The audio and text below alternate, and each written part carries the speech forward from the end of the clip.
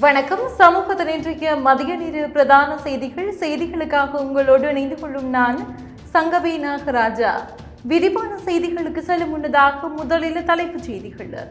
துப்பாக்கிச்சூட்டுக்கு இலக்கான tan Priyasath சிகிச்சை பலனின்றி உயிரிழப்பு, விசாரணை வேட்டை தீவிரம். மாத்தறை சிறைச்சாலையில் ஏற்பட்ட அமைதியின்மை கட்டுக்குள். உயிர்த்த ஞாயிறு தாக்குதல் சம்பவத்தின் முக்கிய குற்றவாளிகள் இருவர் அம்பலப்படுத்திய ஜனாதிபதி. கொழும்பில் கடும் மழை, மரம் முறிந்து வீழ்ந்ததில் 7 வாகனங்கள் சேதம். ஜேவிபியின் கொள்கைகளை பின்பற்றும் தமிழரசு கட்சி கடுமையாக சாடிய கஜேந்திரகுமார் பொன்னம்பலம். கருணா பிள்ளையானுக்கு அரசியலில் பதவிகள் வழங்கப்பட்டமை தவறு, முன்னாள் ஜனாதிபதி மைத்திரி ஆதங்கம். இனவாதம் என்றால் என்ன? ஞானசார தேரர் கேள்வி. இன்னும் சில மாதங்களில் ஜனாதிபதியாகும் ரணில், பகலிலேயே குழியில் விழுந்த அனுரகுமார எதிர்க்கட்சி விமர்சனம். மலையக மக்கள் மீது அக்கறை இருக்கிறதா? அன்று ரணில் சொன்னதையே என்று அனுர கூறுகிறார். மலையக எம்பிக்கள் ஆதங்கம்.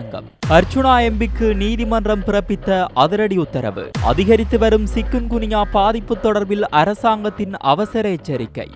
துப்பாக்கிச் சூட்டுக்கு இலக்கான சமூக செயற்பாட்டாளர் டேன் பிரியசாத் சிகிச்சை பலனின்றி உயிரிழந்துள்ளதாக போலீஸ் ஊடக பிரிவு தெரிவித்துள்ளது. நேற்றிரவு 9:10 மணியளவில் இந்த துப்பாக்கிச்சூட்டு சம்பவம் இடம்பெற்றுள்ளதாக அறிக்கை ஒன்றை வெளியிட்டு போலீஸ் ஊடக பிரிவு தெரிவித்துள்ளது. துப்பாக்கிச்சூட்டு காயங்களுடன் அவர் கொழும்பு தேசிய வைத்தியசாலையின் தீவிர சிகிச்சை பிரிவில் அனுமதிக்கப்பட்ட நிலையில் இவ்வாறு உயிரிழந்துள்ளார். வெல்லம்பட்டி பிரதேசத்தில் அமைந்துள்ள அடுக்குமாடி குடியிருப்பு ஒன்றின் மேல் மாடியில் வைத்து அவர் மீது துப்பாக்கிச்சூடு நடந்துள்ளதாக போலீசார் தெரிவித்தனர். இந்த துப்பாக்கிச்சூட்டில் மற்றொரு நபர் சிறு காயங்களுடன் வைத்தியசாலையில் அனுமதிக்கப்பட்டுள்ளார். மோட்டார் சைக்கிளில் வந்த இருவர் துப்பாக்கியில் இந்த துப்பாக்கிச் சூட்டினை மேற்கொண்டு தப்பிச் சென்றுள்ளனர். சம்பவம் தொடர்பில் வெல்லம்பட்டிய போலீசார் மேலதிக விசாரணைகளை மேற்கொண்டு வருகின்றனர். இதேவேளை கடும் போக்குடைய சிங்கள தேசியவாத அணியை சேர்ந்த டேன் பிரியசாத் மே 9 மக்கள் புரட்சியின் போது போராட்டக்காரர்களின் தாக்குதலுக்கு இலக்கானார் என்பது குறிப்பிடத்தக்கது. மே 6ஆம் தேதி நடைபெறவுள்ள உள்ளூராட்சி சபை தேர்தலில் கொலன்னாவ நகர சபைக்காக மொட்டு கட்சி சார்பில் இவர் போட்டியிடுகிறார் என தெரிய வருகிறது. சம்பவம் தொடர்பில் போலீஸ் விசாரணைகள் இடம்பெற்று வருகின்றன. மாத்தறை சிறைச்சாலையில் ஏற்பட்ட அமைதியின்மை நிலைமை தற்போது கட்டுப்படுத்தப்பட்டுள்ளதாக போலீசார் தெரிவித்தனர். அந்த சிறைச்சாலையில் உள்ள 2 கைதிகள் குழுக்களுக்கு இடையே இந்த மோதல் ஏற்பட்டதாக போலீசார் தெரிவித்தனர். இதனை கட்டுப்படுத்துவதற்காக சிறைச்சாலை அதிகாரிகள் வானத்தை நோக்கி துப்பாக்கிச் சூடு நடத்தியுள்ளனர். எனினும் மோதலை கட்டுப்படுத்த முடியாத நிலை காரணமாக நேற்றிரவு கண்ணீர் புகை தாக்குதலையும் மேற்கொள்ள வேண்டியதாயிற்று என போலீசார் தெரிவித்தனர். நிலைமையை கட்டுப்படுத்துவதற்காக போலீஸ் விசேட அதிரடிப்படையையும் அழைப்பதற்கு நடவடிக்கை எடுக்கப்பட்டதாக தெரிவிக்கப்பட்டது. மாத்தறை சிறைச்சாலையில் தடுத்து வைக்கப்பட்டிருந்த ஒரு கைதியை வேறொரு சிறைச்சாலைக்கு அழைத்து செல்ல முயற்சித்த போது இந்த பதற்றமான நிலைமை உருவாகியுள்ளதாக கூறப்படுகிறது. அப்போது ஒரு கூண்டில் இருந்து வெளியே வந்த சுமார் 500 கைதிகள் இதற்கு எதிர்ப்பு தெரிவித்து அமைதியின்மையுடன் நடந்து கொண்டதால் இந்த நிலைமை ஏற்பட்டிருந்ததாக தெரிவிக்கப்படுகிறது. உயிர்த்த ஞாயிறு தாக்குதல் சம்பவத்தின் முக்கிய குற்றவாளிகள் இருவர் அடையாளம் காணப்பட்டுள்ளதாக ஜனாதிபதி அனுரகுமார திசாநாயக்க தெரிவித்துள்ளார்.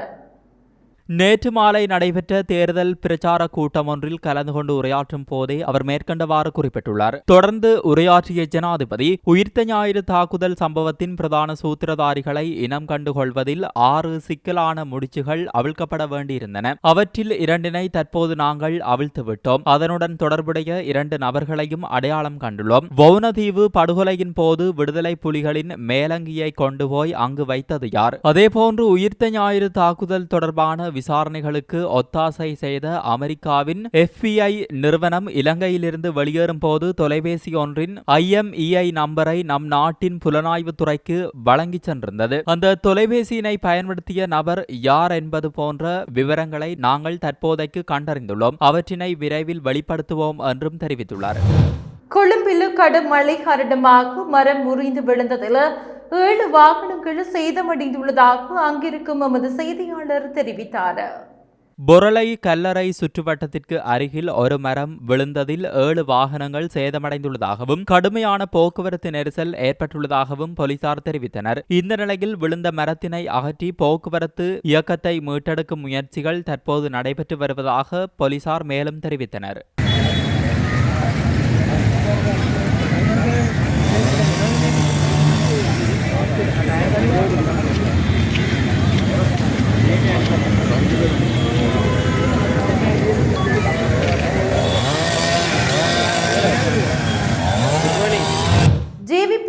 பிழை என்று பிரச்சாரம் முன்னெடுக்கும் தமிழரசு கட்சி ஜேவிபியின் ஐக்கிய ராஜ்யத்திற்கு ஆதரவு வழங்குகின்றது.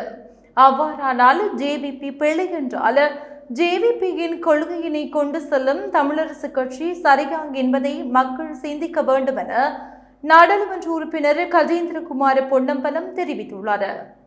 களுவன்கேணியில் இடம்பெற்ற நிகழ்வொன்றில் கலந்து கொண்டு கருத்து தெரிவிக்கும் போதே அவர் இவ்வாறு குறிப்பிட்டுள்ளார். இங்கு தொடர்ந்தும் கருத்து தெரிவித்த அவர், இந்த ஜேவிபி ஒரு ஒற்றையாட்சி அரசியலமைப்பை கொண்டு வர இருப்பதாக சொல்லி, இந்த ஜேவிபி தமிழினத்துக்கு ஒரு சாபக்கேடு என்று சொல்லி, இந்த ஜேவிபியை தமிழ் மண்ணிலிருந்து முழுமையாக துரத்த வேண்டும் என்று சொல்லி இன்றைக்கு தமிழரசு கட்சி உங்களுக்கு முன்னுக்கு வாக்கு கேட்கிறது. ஆனால் அந்த ஜேவிபி விரும்புகின்ற ஒற்றையாட்சியை தான் தயாரித்ததாக பெருமையோடு அதில் ஒரு தவறும் இல்லை என்று சொல்லுகின்ற சுமந்திரன் தான் இந்த தமிழரசு கட்சி உடைய செயலாளராக இன்றைக்கு ஒட்டுமொத்த தமிழரசு கட்சியை ஆக்கிரமித்துக் கொண்டிருக்கிறார்.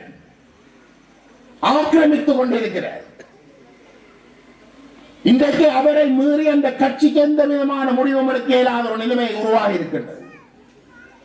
அப்ப ஜேவிபியை விரட்டி இந்த மண்ணில் இருந்து துரத்தோடுமாக இருந்தால் இந்த தமிழரசு கட்சி அதே ஜேவிபி விரும்புகின்ற ஒற்றையாட்சி அரசியலமைப்பை ஒரு மிக திறமான ஒரு அரசியலமைப்பு என்று சொல்லி அதை இன்றைக்கும் நியாயப்படுத்துகின்ற சுமந்திரனுடைய கட்டுப்பாட்டில் இருக்கிற தமிழரசு கட்சிக்கு வாக்களிக்கும் ஊடாக நீங்கள் நினைக்கிறீங்களா தமிழ் மக்களுடைய உரிமைகளை பாதுகாக்கலாம் என்று?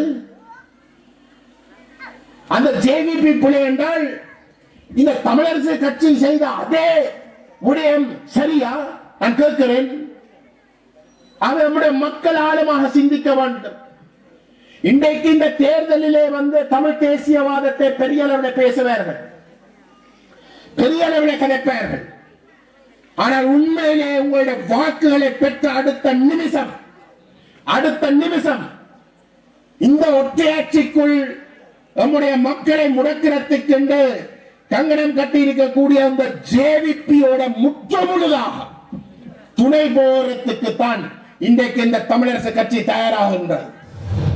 புலிகள் அமைப்பில் இருந்தபோது குற்றம் இழைத்த கருணா, பிள்ளையான் போன்றவர்களுக்கு அரசியலில் பதவிகள் வழங்கப்பட்டமை தவறான முடிவாகும் என முன்னாள் ஜனாதிபதி மைத்ரிபால சிறிசேன தெரிவித்துள்ளார்.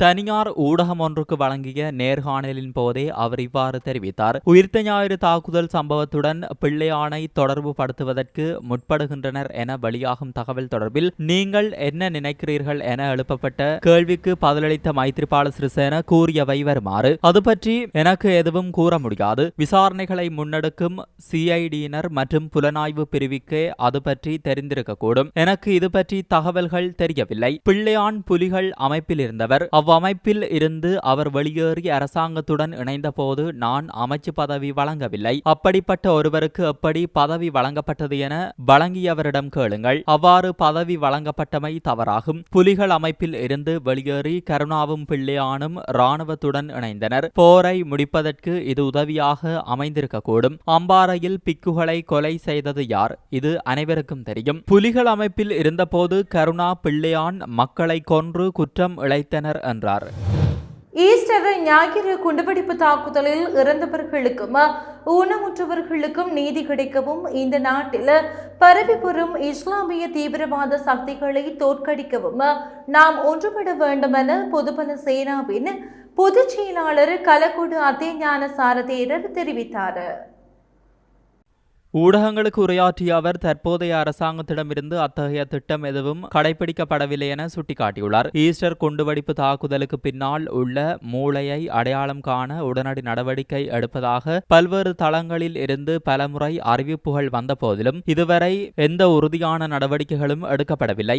யாழ்ப்பாணம் மற்றும் நுவர்லியாவில் தனது உரைகளில் நாட்டில் இனவரிக்கு இடமில்லை என்று ஜனாதிபதி கூறினார். இதற்கு பதிலளிக்கும் விதமாக இனவாதம் என்ற வார்த்தையை ஜனாதிபதி மீண்டும் மீண்டும் பயன்படுத்தியதை தேரர் தெரிவித்தார். அத்துடன் இனவாதம் என்றால் உண்மையில் என்ன அர்த்தம் என வினவினார். இனவரி மற்றும் மத அடையாளம் என்றால் என்ன என்பதை ஜனாதிபதி தெளிவாக வரையறுக்க வேண்டும். எனவே ஈஸ்டர் தாக்குதல்களை அரசியலாக்க வேண்டாம் என்று ஞானசார தேரர் அரசாங்கத்திடம் கேட்டுக்கொண்டார். ஏனெனில் அவ்வாறு செய்வது சம்பந்தப்பட்டவர்களின் உண்மையான அடையாளங்களை மறைக்க உதவும் என தெரிவித்தார். இன்னும் சில மாதங்களில் ரணில் விக்ரமசிங்கே நாட்டின் ஜனாதிபதியாக தேர்ந்தெடுக்கப்படுவார் என முன்னாள் அமைச்சர் ராஜித சேனாரத்ன தெரிவித்துள்ளார். சிறிகொத்தவில் உள்ள ஐக்கிய தேசிய கட்சியின் தலைமையகத்தில் நடைபெற்ற கூட்டத்தில் உரையாற்றும் போதே அவர் இவ்வாறு குறிப்பிட்டார். அத்தோடு வீழ்ச்சியடைந்துள்ள நாட்டின் பொருளாதாரத்தை மீட்டெடுக்கக்கூடிய ஒரே தலைவர் முன்னாள் ஜனாதிபதி ரணில் எனவும் அவர் தெரிவித்துள்ளார். தற்போது நாட்டின் பொருளாதாரம் சரிந்து கொண்டிருக்கிறது. அப்போது அதை மீண்டும் யார் கட்ட முடியும் என்பதை மக்கள் நினைவில் கொள்வார்கள். கோட்டாபய இரவில் குழியில் விழுந்தார், பகலில் அனுர குழியில் விழுந்தார், காலையில் சஜித்துடன் விழ தயாராக இருக்கும் மூளை உள்ளவர்கள் இலங்கையில் யாரும் இல்லை. அப்படியானால் மீதமுள்ள ஒரே தீர்வு ரணில் விக்ரமசிங்கவே. ரணிலால் மாத்திரமே இந்த நாட்டை நெருக்கடியிலிருந்து கட்டியெழுப்ப முடியும். அவரால் மாத்திரமே அதற்கான தலைமை உள்ளது. அந்த சுயபலத்துடன் நாங்கள் போராடுகிறோம். ரணிலை விரைவில் திரும்ப கொண்டு வரும் நாள் நமது நாட்டை கட்டியெழுப்பும் நாளாகும். நாங்கள் அதை தாமதப்படுத்தினால் எங்கள் நாடு அழிவின் விளிம்பிற்கு செல்லும் என தெரிவித்துள்ளார். கொழும்பில் வைத்து நபர் ஒருவரை தாக்கி பலத்த காயங்களை ஏற்படுத்தியமை தொடர்பில் யாழ் மாவட்ட நாடாளுமன்ற உறுப்பினர் ராமநாதன் அர்ஜுனாவை நீதிமன்றத்தில் முன்னிலையாக்குமாறு நீதிமன்றம் உத்தரவிட்டுள்ளது. கொழும்பு மேலதிக நீதவான் மஞ்சுள ரத்நாயக்கவினால் நேற்றைய தினம் இந்த உத்தரவு பிறப்பிக்கப்பட்டுள்ளது. 2021 ஆண்டு மார்ச் மாதம் 22ஆம் தேதி பேஸ்லைன் வீதியில் வைத்து நாடாளுமன்ற உறுப்பினர் அர்ஜுனா கார் விபத்தை ஏற்படுத்தியுள்ளார். இதனையடுத்து வாகனத்தில் இருந்தவரை தாக்கி பலத்த காயங்களை ஏற்படுத்தியதாக கிராண்ட்பாஸ் காவல் நிலையத்தில் முறைப்பாடொன்று பதிவு செய்யப்பட்டுள்ளது. இந்த நிலையில் இது தொடர்பான வழக்கு விசாரணைக்கு எடுத்துக் கொள்ளப்பட்டது. இதன்போது நாடாளுமன்ற உறுப்பினர் அர்ஜுனா நீதிமன்றத்தில் முன்னிலையாக இருந்ததுடன் தாக்குதலில் பாதிக்கப்பட்டதாக கூறப்படும் லசந்த அபேவர்தன நீதிமன்றத்தில் சாட்சியம் அளித்தார். விசாரணைகளை பரிசீலித்த நீதவான் நாடாளுமன்ற உறுப்பினர் ராமநாதன் அர்ஜுனாவை எதிர்வரும் செப்டம்பர் மாதம் 25ஆம் தேதி மீண்டும் நீதிமன்றத்தில் முன்னிலையாகுமாறு கொழும்பு மேலதிக நீதவான் உத்தரவிட்டுள்ளார். மலையக தமிழ் மக்கள் மீது தேசிய மக்கள் சக்தி அரசாங்கத்திற்கு உண்மையிலேயே அக்கறை இருந்தால் 10 பட்ச காணியை உடன் வழங்க வேண்டும் என தொழிலாளர் தேசிய சங்கத்தின் தலைவரும் நுவரெலியா மாவட்ட நாடாளுமன்ற உறுப்பினருமான பழனி திகாம்பரம் தெரிவித்தார். சொன்ன மாதிரி அரசாங்கத்தை எடுத்து ஒன்றும் செய்யலை. இந்த அரசாங்கம் எதிர்கட்சிகள் அதை செய்வேன் இதை செய்வேன்னு சொன்னாங்க. ஆனால் இப்போ ஒன்றும் செய்ய முடியல. மலையக தமிழர்களுக்கு இந்த பையனா வரவு செலவு திட்டத்தில் 9,000 மில்லியன் ஒதுக்கியிருக்கான்னு சொல்கிறாங்க. அதில் இந்தியா கொடுத்த 4,000 மில்லியன் 4,800 மில்லியன் இந்தியாவுக்கு தான் கொடுத்துருக்காங்க நன்கொடையாக. இந்த அரசாங்கம் 2,800 மில்லியன் தான் ஒதுக்கியிருக்கு. அப்போ பெருசாக அபிவிருத்தி செய்ய முடியாது. இந்த அரசாங்கத்துக்கு மலையக தமிழர் மேலேயும் தொடுதலை மேலேயும் கரிசனாக இருந்தால் உடனடியாக 10 பேச்சு நிலத்தை கொடுக்கணும். அதை கொடுக்க தயாரில்லை. 1,700 தாரன்னு சொல்கிறாரு கதைச்சி. நான் 6 மாதம் சொல்லிக்கிட்டு இருக்காரு. இதே தான் ரணிலும் சொன்னார். இதே தான் இவரும் சொல்கிற தலைவகையில் நடக்க போகிறது கிடையாது, எங்களுக்கு தெரியும். ஆகவே இந்த தோட்டங்களை பிரித்து கொடுக்குற வேலையில் சரிவிதமாக செஞ்சால் எந்த பிரச்சனையும் தீர்க்கலாம். அதுக்கான நாங்கள் முழுவான ஆதரவை அரசாங்கத்துக்கு கொடுப்போம். நம்ம இதேவேளை தோட்ட தொழிலாளர்களின் சம்பளம் தொடர்பில் ரணில் விக்ரமசிங்கவும் இலங்கை தொழிலாளர் காங்கிரஸ் கட்சியினரும் கூறிய விடயத்தை தான் ஜனாதிபதியும் தலவாக்கலைக்கு வந்தபோது கூறினார் என்று மலையக மக்கள் முன்னணியின் தலைவரும் நுவரெலியா மாவட்ட நாடாளுமன்ற உறுப்பினருமான வி ராதாகிருஷ்ணன் தெரிவித்துள்ளார். 1,700 சம்பளத்தை பற்றி தான் பேசியிருக்கிறார். 1,700 நான் கம்பெனியோட பேசி வாங்கி கொடுப்பேன்னு. ரணில் விக்ரமசிங்கவும் இலங்கை தொழிலாளர் காங்கிரஸும் இதே தான் சொன்னிச்சு. போன மே தினத்துக்கு ஞாபகம் இருக்குதா? போன மே தினத்துக்கு இதே டூப்பா தான் விட்டாங்க. இங்கே இதே தலவாக்கலையில் தான் போன முறை ஜீவன் தொண்டமானும், அதாவது இலங்கை தொழிலாளர் காங்கிரஸும் ரணில் விக்ரமசிங்கவும் 1,700 இந்த கிழமை உங்களுக்கு சம்பளம் கிடைக்கும்னாங்க. ஆகவே அதே பொய்யை தான் அனுரகுமார திசாநாயக்கவும் நேற்று தலவாக்கலையில் சொல்லியிருக்கிறாரு. ஆகவே மீண்டும் மீண்டும் ஒரே பொய்யை சொல்கிறதுனால பொய் உண்மையாக முடியாது. அதை உண்மையாக வைப்பதற்கு அரசாங்கம் இன்று நடவடிக்கை எடுக்க வேண்டும். ஏன்னா அதிகாரம் அவங்கள்ட்ட இருக்குது. அவர் நேற்று என்ன சொல்கிறாரு, நாங்கள் கம்பெனியோட தான் பேசணும். நாங்களும் தான் சொல்கிறோம், கம்பெனியோட முதல்ல முடிங்க. இலங்கையில் சிக்கன்குனியா பாதிப்பு அதிகரித்து வரும் நிலையில் தொற்று நோயியல் பிரிவு விழிப்புடன் இருப்பதாக சுகாதார அமைச்சர் நலிந்த ஜெயதிச தெரிவித்துள்ளார். சிக்கன்குனியா பரவலை எதிர்கொள்ள சில மருத்துவமனைகளில் வசதிகளை அதிகரிக்கவும் கூடுதல் ஊழியர்களை நியமிக்கவும் சுகாதார அமைச்சகம் நடவடிக்கை எடுத்துள்ளதாக அவர் கூறியுள்ளார். இரத்தினபுரி மருத்துவமனையின் சில ஊழியர்கள் இந்த நோயால் பாதிக்கப்பட்டுள்ளனர். இதனையடுத்து மருத்துவமனைக்கு கூடுதல் ஊழியர்களை நியமிக்க சுகாதார சேவைகள் இயக்குநர் நடவடிக்கை எடுத்துள்ளதாக ஜெயதிச கூறியுள்ளார். இதற்கிடையில் காய்ச்சல் மற்றும் மூட்டுவலி ஏற்பட்டால் முன்கூட்டியே மருத்துவ உதவியை நாடுமாறு தொற்று நோயியல் பிரிவு அதன் வலைத்தளத்தில் அறிவுறுத்துகிறது. அத்துடன் நுளம்புகள் பெருகும் இடங்களை அகற்றுதல், நுளம்பு விரட்டிகளை பயன்படுத்துதல், நீண்ட கை ஆடைகளை அணிதல், ஜன்னல்கள் மற்றும் கதவுகளை திரையிடுதல், காய்ச்சல் மற்றும் மூட்டுவலி ஏற்பட்டால் தகுந்த சிகிச்சையை பெற பொதுமக்கள் முன்கூட்டியே மருத்துவ உதவியை நாடுமாறு பொதுமக்கள் அறிவுறுத்தப்படுகிறார்கள். 2 நாட்கள் காய்ச்சல் காரணமாக 5 மாத பெண் குழந்தையொன்று உயிரிழந்த சம்பவம் யாழ் உரும்புரை மேற்கு பகுதியில் இடம்பெற்றுள்ளது.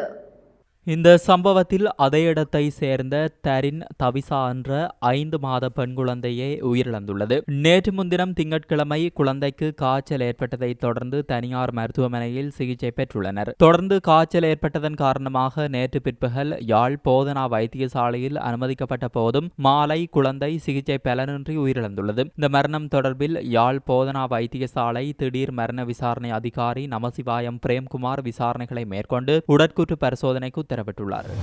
இத்துடன் சமூகத்தின் இன்றைய மதிய நேர பிரதான செய்திகள் நிறைவு பெறுகிறது. தொடர்ந்தும் சமூகத்தோடு இணைந்திருங்கள். நன்றி.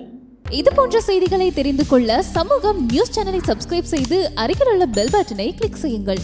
மேலும் இது போன்ற செய்திகளை உடனுக்குடன் தெரிந்து கொள்ள சமூகமீடியா.com என்ற இணையதளத்தின் வாயிலாகவும் எங்களுடன் இணைந்திருங்கள்.